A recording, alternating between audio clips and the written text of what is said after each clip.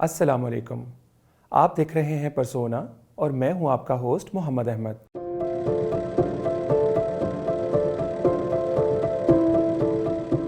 आज के इस शो में हमारे साथ शामिल हैं एक ऐसे आर्टिस्ट जिनकी शख्सियत, अंदाज, तंज़ो मिज़ाज सब अपने नाम की तरह मुनफरिद है। तीफ़ा इन ट्रबल के बिल्लू भट्ट हमारे और आपके मरहूम अहमद बिलाल। आइए मिलते हैं। मरहूम, कैसे हैं आप? जी अल्लाह का शुक्र, बिल्कुल सही जी।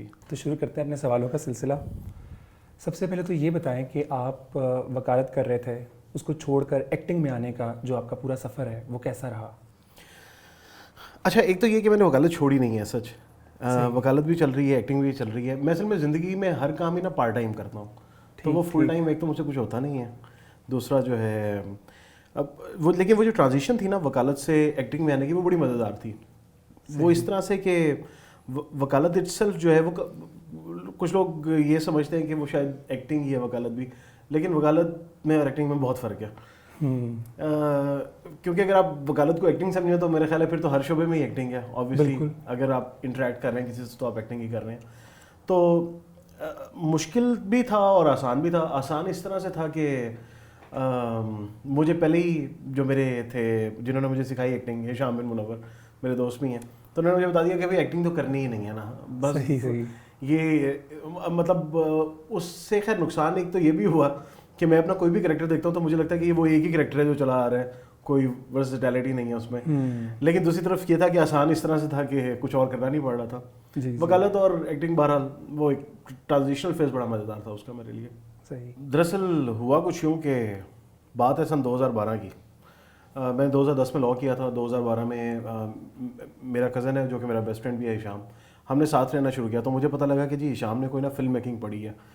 तो उन दिनों में वो एक स्क्रिप्ट पे काम कर रहे थे, तो मैंने उनसे कहा कि जी मुझे भी खुदा का वास्ते कोई चांस वांस दें। तो पहले मैं तो वो नहीं माने।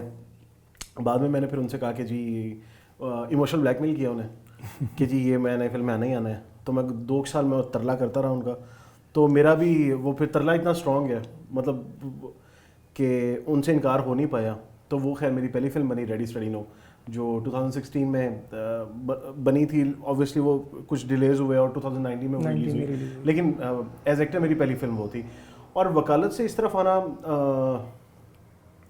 एक बड़ा ही मज़ेदार किस्म का काम था। उसकी वजह ये है कि अपेरेंटली जो है ऑन इट्स आउटर शेल जिसे कहते हैं, वकालत ज़रा बोरिंग लगती है, हालांकि उतनी बोरिंग है नहीं, लेकिन वो एंटायरली डिफरेंट एक चीज़ थी एक्टिंग उससे, जो कि वही बात ऑन द आउटर शेल बड़ी एक्साइटिंग लगती है, वो हालांकि वो भी इतनी एक्साइटिंग नहीं है।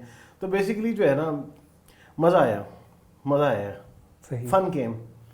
चलिए, ये तो अच्छी बात है। तो आपने ग्रेजुएट कहाँ से किया, LLB कहाँ से किया आपका? मैंने जी LLB किया था 2010 में पंजाब यूनिवर्सिटी लॉ कॉलेज से। तो वो भी खैर एक अजीब ही सिलसिला था कि मतलब मैं 2007 में बेसिकली मुजफ्फरगढ़ से आया लाहौर। तो मैं आया कुछ और करने था, तो यहाँ आया तो मैंने देखा कि वकीलों की तो बड़ी गेम है। तो वो मुझे लगा था कि वकीलों की बड़ी गेम है, तो फिर मैंने लॉ में एडमिशन ले लिया और फिर इस तरह से वकालत की तरफ आ गए। तो लॉ के साथ साथ जो आप एक्टिंग कर रहे हैं, इसमें आपको कोई फैमिली की तरफ से कि भाई ये दो अपोजिट चीज़ें हैं या कोई ऐसा होता है ना, तो ऐसा कोई वाक़या तो नहीं हुआ आपके साथ? जनरली तो फैमिली और दोस्त सारे सपोर्टिव हैं। दूसरा ये कि ऑब्वियसली क्योंकि मैंने पूरी तरह से छोड़ा नहीं वो वाला प्रोफेशन, और खैर पूरी तरह से क्या बिल्कुल भी नहीं छोड़ा, लेकिन ऑब्वियसली दरमियान में कुछ ऐसे लोग आ जाते हैं जो एल्डर्स हैं ख़ास तौर पे, जिन्हें कुछ ज़्यादा पसंद नहीं होता ये काम। तो उनके लिए मैंने हर किसी के लिए अलग-अलग जवाब सोच के रखे हुए हैं कि नहीं जी, दरअसल मैं जिस तरह नईम बुखारी की मिसाल इतनी मज़ेदार मिसाल है ना कि वो अच्छे से अच्छा बड़े से बड़ा चाचा और पप्पा जो है वो भी राजी हो जाते हैं। बिल्कुल कि जी नईम बुखारी साहब भी तो एक्टिंग करते थे और साथ ये जो है ये तो अच्छा रेफरेंस मिल गया आपको। हाँ जी, बिल्कुल ऐसे ही। तो आपके जो अंदर आर्टिस्ट था उसकी पहचान कब हुई कि ये एक्टिंग करूँगा मैं आगे जाके? मेरे अंदर आर्टिस्ट नहीं छुपा हुआ, मैं वैसे ही मेरा वजन ज़्यादा है। नहीं, वो बाहर आ चुके आर्टिस्ट, आप बेफिक्र रहें। तो वो कब आपको एहसास हुआ कि आर्टिस्ट की पहचान तो जी खैर नहीं हो पाई अभी तक, लेकिन वो मैं मतलब कोशिश कर रहा हूँ कि हो जाए किसी तरह से पहचान। लेकिन बहरहाल वही बात है कि मतलब मैं बड़ा खुश होता हूँ ये सुन के कि किसी ने अपने अंदर के आर्टिस्ट को पा लिया, क्योंकि ये बड़ा मुश्किल काम होता है अंदर के आर्टिस्ट को पा लेना। मुझे खैर अभी तक वो नहीं हो पाया, मैं कोशिश कर रहा हूँ उसके लिए। तो जब ये हुआ तो इंशाल्लाह आपको ज़रूर बताऊँगा। बाकी ये जो है डिस्कवरी का प्रोसेस जो है या लर्निंग है वो तो वैसे ही एक कॉन्टिन्यूस प्रोसेस है, बिल्कुल मतलब you are never done with it, तो वो तो चलता ही जाएगा साथ साथ आहिस्ता आहिस्ता। बिल्कुल। तो कॉमेडी आपका खासा है, तो आपने ये चूज़ किया था कि आप कॉमेडी ही करेंगे या आपको रोल ही ऐसे मिले? असल में देखिए ना, एक तो मसला ये है कि मुझे जब भी कोई डायरेक्टर देखता है तो उसे ये मुझे देखते ही लग जाता है कि इसने कॉमेडी करनी है, इसने कुछ और करना नहीं। सो मच हो कि मैं वैसे शायरी करता हूँ, उर्दू शायरी, वो मैं सीरियस करता हूँ, मैंने हार्डली कभी कॉमेडी शायरी की होगी। तो मेरे जो कज़न है वही जिनका हिशाम को मैं जिक्र कर रहा था, उन्होंने मुझे एक बात कही और वो मैंने उस किताब के पेश लफ्ज़ में भी लिखी। वो ये थी कि मैं किताब पे अपनी तस्वीर इसलिए नहीं छपवा रहा कि पढ़ने वालों को लगेगा कि ये मज़ाहिया शायरी की किताब है तो इसलिए वो तो देखते ही ख्याल है कि ये वो लगता है कि इस बंदे को कॉमेडी ही करनी चाहिए। दूसरा ये है कि मुझे पर्सनली जो है कॉमेडी पसंद है। सही। मुझे ज़रा थोड़ा सा ना अपना होम ग्राउंड टाइप लगती है, मतलब अगर मैं किसी और तरफ जाऊँ कहीं थोड़ा सा कुछ सीरियस करना पड़ ही जाए कहीं पे, क्योंकि ऑब्वियसली अगर कॉमिक रोल भी और पूरी फिल्म है तो दरम्यान में कहीं ना कहीं कोई सीरियस सीन आएगा, तो मुझे थोड़ा सा ऐसा लगता है कि मैं अपना शादरा छोड़ के जो ना मैं कहीं वो इस्लामाबाद निकल गया हूँ, यानी कि पाकिस्तान से बाहर, या पाकिस्तान में नहीं इस्लामाबाद ओहो सॉरी। तो आपका आइडियल कौन है अगर कॉमेडी की बात की जाए या एक्टिंग की भी बात कर ली जाए? कॉमेडी में मेरे जो आइडियल हैं वो सैयद काइम अली शाह हो गए, सुहेल अहमद साहब, और दो तीन और नाम है जो लेना मुनासिब नहीं है। और एक्टिंग में मेरे ख्याल में नसीरुद्दीन शाह साहब जो है मेरे ख्याल में हमारे टाइम के सबसे बड़े एक्टर हैं। बेहतरीन। ऑब्वियसली इट इज़ डिबेटेबल, ये मेरा पर्सनल व्यू है। हाँ बिल्कुल। जी बिल्कुल। तो कॉमेडी एक मुश्किल काम है। आपको लगता है कि इसमें स्क्रिप्ट जब आप पढ़ के बोल रहे होते हैं लाइन, उसमें इम्प्रोवाइजेशन का भी मार्जिन होता है? खुद से करते हैं? क्योंकि दीगर आर्टिस्ट जो हैं कॉमेडी में, हमारे यहाँ एक ट्रेंड है कि वो स्पॉन्टेनिटी जो है वो एक रहती है, तो आप इसका कितना सहारा लेते हैं? अच्छा, कितना सहारा लेता हूँ पे बाद में आता है, पहले ये कि मैं कितना सहारा लेना चाहता हूँ। जी तो मैं तो ये चाहता हूँ कि मैं करूँ ही इम्प्रोवाइज़, क्योंकि इम्प्रोवाइज़ करना मेरे ख्याल में दुनिया का सबसे बड़ा काम है। बिल्कुल। अगर आप इम्प्रोवाइज़ कर सकते हैं तो इसका मतलब है कि आप फाइनल चीज़ है, मतलब आपसे अगर आप कंटेंट क्रिएट कर सकते हैं। ये जिस तरह से हमारे यहाँ अच्छा कंटेंट ज़्यादा क्रिएट नहीं हो रहा, उसकी वजह क्या है? कहानी अच्छी नहीं है, कंटेंट इटसेल्फ अच्छा नहीं, उसकी बेस अच्छी नहीं है। अगर आप वो बेस भी खुद बना रहे हैं और परफॉर्म भी खुद कर रहे हैं तो इससे बड़ी तो कोई चीज़ हो नहीं सकती। ये बिल्कुल वैसे ही है जैसे हमारे आजकल जो स्टेज आर्टिस्ट हैं, मेरे ख्याल में वो लेजेंडरी लोग हैं, क्योंकि वो उन्हें आप एक सिचुएशन दे देते हैं, वो उस पर आपको हंसवा के आप उसकी कंटेंट की, जिसे कहते हैं ना, उसकी फिनेस पे एतराज़ ज़रूर कर सकते हैं, लेकिन जो काम उन्हें दिया गया ना वो ये कि हंसवाना एक सिचुएशन पे, वो फिल बदी बोलते जाएंगे और वो करते जाएंगे। तो ये मैं कभी कर नहीं पाया, मतलब ऑब्वियसली मैं ज़रूर करना चाहूँगा ये, क्योंकि ये अल्टीमेट चीज़ है और ये बहुत बड़ी चीज़ है। अगर मैं इम्प्रोवाइज़ करना शुरू कर दूँ और मतलब इस काबिल हो जाऊँ कि इम्प्रोवाइज़ कर सकूँ, तो यकीनन मैं बड़ा खुशकिस्मत समझूंगा अपने आप को। सही। तो मरहूम शायरी के बारे में कुछ बताइए अपने, जो आपने एक किताब भी शाया की। जी जी, कुछ बताएं उसके बारे में। शायरी दरअसल हुआ कुछ यूँ कि 2007 में जब लाहौर आए तो पता लगा कि मुजफ्फरगढ़ से जहान आगे और भी हैं, और यहाँ पे अनवार इकराम की मुख्तलिफ शहरों से आई हुई, अच्छा चलें छोड़ें इस बात को। तो बहरहाल यहाँ पे इश्क होना शुरू हुए, मुख्तलिफ किस्म के दिल टूटे, तो उस दिल टूटने के अंदर से कुछ हमने सोचा क्या करें, तो देखा कि लड़कियाँ ना शायरी से बहुत इंप्रेस होती हैं, तो भाई शायरी शुरू कर दी। असल सीन ये हुआ था। तो बस फिर उसी से सिलसिला चलता हुआ, फिर इस्लाह लेनी शुरू की सलीम मुतकानी साहब से, और फिर 2017 में एक बुक पब्लिश की मैंने, उसका नाम उन्वान था, वो प्योरली नज़मों की किताब थी। गज़ल लिखने की मैंने कोशिश ज़रूर की है, लेकिन मेरे ख्याल में गज़ल लिखना एक बहुत मुश्किल काम है। मुश्किल काम मेरे से होते नहीं, क्योंकि मेरा ये मानना है कि काम जवान की मौत है। जिस काम में 1.5 कैलोरी से ज़्यादा लगे वो मैं करता ही नहीं वैसे। सही सही। और कोई ताज़ा ऐसा कलाम जो आप हमारे साथ शेयर करना चाहें? आपको एक नज़म सुना देता हूँ। ज़रूर। वो है जी कि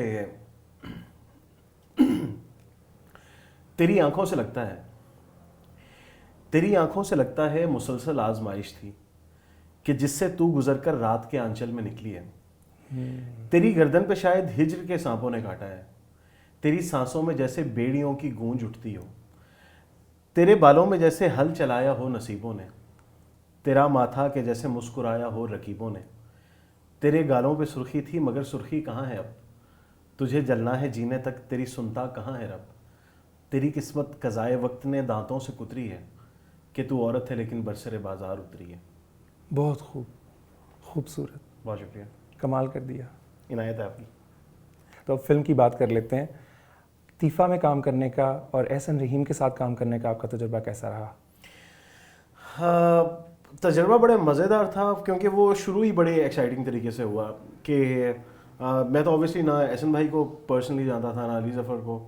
तो हुआ ये कि हमारी फिल्म के एक प्रोमोटर थे, उनके पास हमारी फिल्म का प्रोमो था रेडी स्टाइल का। कहाँ करवाएं? फॉरेन? जी हाँ, तो चलो। मौलवी कहाँ है? आप ये पूछना चाह रहे हैं? सही। तो अभी वो फिल्म रिलीज़ नहीं हुई थी, तो इत्तेफाक से जिस दिन उनके पास हमारा वो प्रोमो गया उसी रात उनकी मुलाकात हुई अली ज़फ़र से। वहाँ पे एहसन रहीम भी थे। उन्होंने फिर मुझे बुलाया ऑडिशन के लिए।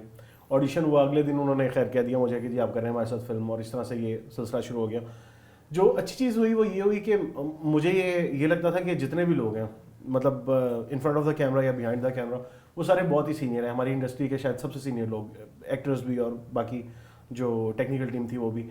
लेकिन उनमें से कभी किसी ने मुझे ये महसूस नहीं करवाया कि जी आप जूनियर हैं या कुछ है। तो बड़ा कंफर्टेबल किस्म का माहौल था, मज़ेदार किस्म का था। अब्बा जी, मैंने आज तक आप लोगों से कुछ नहीं मांगा, पहली बार एक चीज मांगी थी। बेबी को लुक। तो कोई ऐसा ख़ास लम्हा, कोई ख़ास वाक़या जो आपको याद रह गया हो अभी तक शूटिंग के दौरान का? हाँ, शूटिंग के दौरान का एक ये वाक़या हुआ था कि मैं वो क्योंकि उसमें दूल्हा बना हुआ था जब मेरी शादी नहीं हो पाई थी, तो अब रेलवे स्टेशन पे शूट होना था, तो मैंने शेरवानी पहनी है, फुल दूल्हे वाला तैयार हुआ हूँ। अब वो एक तरह से मैं तैयार होकर निकला, अब वो क्रू जो था वो दूसरी तरफ था, वो थोड़ा सा दूर था। तो मैं चलता हुआ जा रहा था और मैंने शेरवानी पहनी हुई है, दूल्हा बना हुआ फुल, और मैं चलता हुआ जा रहा हूँ। तो रास्ते में दो लोग एक दूसरे बंदे को ना कुछ समझा रहा था कि यार यूँ, फिर वो कहता है देखना ए भी तो लगा ही फिर रहे हैं ना बेचारा दूल्हा बन के। तो वो से लग रहा होगा कि मैं वो पागल हो गया। तो आपको ये डर है कि आप कहीं टाइप कास्ट ना हो जाएं? टाइप कास्ट होने में मुझे कोई मसला नहीं है, ठीक है, खैर है, मतलब पीछे थोड़े से 35-40 साल रह गए हैं मैक्सिमम खींच के। तो खुद को एज एक्टर आप एक्सप्लोर नहीं करना चाहेंगे क्या? एक्सप्लोर में ज़रूर करना चाहूँगा, लेकिन वही मेरा ये ख्याल है कि अगर एक्सप्लोर ना भी हो पाए तो कोई इतना मसला नहीं है। ये वही बात है ना कि शादी कर लो, क्यों कर लूँ जी, ताकि शादी करो ताकि तुम्हारे बच्चे हों। वही हम डायनासोर हैं, मतलब मरहूम अहमद बिलाल के बाद दुनिया को डायनासोर देखने को नहीं मिलेगा, तो कोई बात नहीं, खैर है, नहीं भी होता एक्सप्लोर नहीं भी होता तो इतना मसला नहीं है। तो अपने आने वाले कुछ नए प्रोजेक्ट्स के बारे में बताइए हमें। आने वाले जी प्रोजेक्ट्स जो हैं उस पर कुछ जो पाइपलाइन में हैं फिल्म्स हैं कुछ, जिस तरह से अभी टिश बटन, मनी बैक गारंटी और once upon a time in Karachi. इसके अलावा 1-2 फिल्म्स हैं, बल्कि 3 फिल्म्स हैं जिनकी शूट अभी स्टार्ट हो जाएगी होपफुली नेक्स्ट मंथ से, और वो फिर सिलसिला मार्च तक चलेगा। सही। लेकिन बहरहाल देखिए अभी रिलीज़ कब होती हैं, क्योंकि रिलीज़ होना भी एक बहुत बड़ी अभी जो है ना वो तो मिस्ट्री बन गई है। बिल्कुल, मतलब सुनते रहते हैं कि जी ये बस रिलीज़ होने ही लगी हैं, लेकिन वो उस तरह से हो नहीं पाती। लेकिन हालात बेहतर हो नहीं गए? आपको लगता है कि अब कोई ऐसी बात चल रही है कि अब हो जाएंगी रिलीज़? सिलसिला तो शुरू होने वाला है अनकरीब। ये तो मतलब फिल्मों की टाइमिंग कम से कम मुझसे ज़्यादा अच्छी है, मतलब इतनी देर से रिलीज़ होती हैं, तो ये बहुत अच्छी बात है। सही। तो मरहूम, आप अपने फैंस को, फॉलोअर्स को भी पैगाम देना चाहें तो ये कैमरा आपका है। मैं जी फैंस को ये पैगाम देना चाहूँगा कि खुश रहें और खुश रखने की कोशिश करें, और बाकी आने वाली नस्लों को मेरा यही पैगाम है कि भाई जी ना ही आए, हालात बहुत ख़राब हैं। कहाँ ना आए? आए ना, दुनिया में ना आए। मैंने कहा शायद इस फील्ड में ना आए। नहीं। मरहूम, आपका बहुत बहुत शुक्रिया, आपने हमारे लिए वक्त निकाला। एक बस की पूरी टीम आपकी बेहद मशकूर है। थैंक यू सो मच जी, चाय बहुत मज़ेदार थी। व्यूवर्स, ये था हमारा आज का शो। अगले हफ्ते फिर मिलेंगे एक नए मेहमान के साथ। तब तक के लिए अल्लाह हाफिज़।